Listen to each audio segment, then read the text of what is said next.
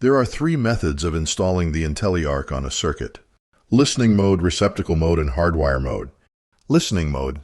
Listening mode is used when troubleshooting arc faults by measuring RF arc noise in a circuit. You can leave the IntelliArc in listening mode for days or weeks when troubleshooting or capturing an arc fault trip. To set up listening mode, plug the power cord that came with your kit into the IntelliArc's line side, and then plug the other side of the cable to an outlet that you're testing. Double-check the rocker switch on the line side is pressed to the A position.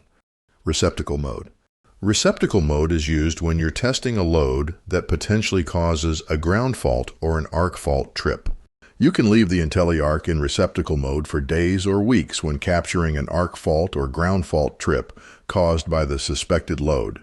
To set up receptacle mode, plug the power cord that came with your kit into the IntelliArc's line side, and then plug the other side of the cable to an outlet. Plug the load you're testing into the load side of the IntelliArc, and then check that both rocker switches on the IntelliArc are pressed to the A position.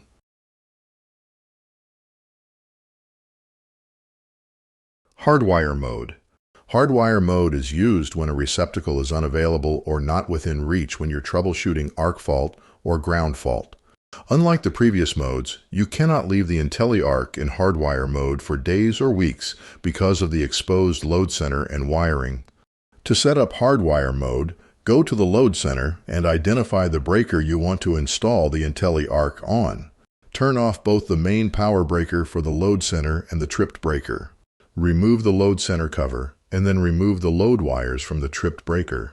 Hang the IntelliArc off the exposed load center. Plug in the banana cords that came with your kit into the IntelliArc.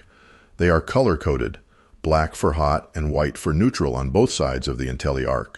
To wire the breaker to the IntelliArc, use a patch cord, which is not provided in the kit, to wire from the breaker to one set of the banana cords, which lead to one side of the IntelliArc. Connect the load wires to the other set of banana cords on the other side of the IntelliArc.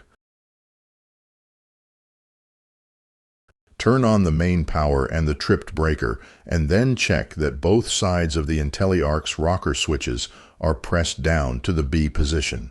With the IntelliArc powered on by one of these three methods of installation, you are now ready to start troubleshooting. In the next video, we'll go over the app's troubleshooting features, starting with the Dashboard tab.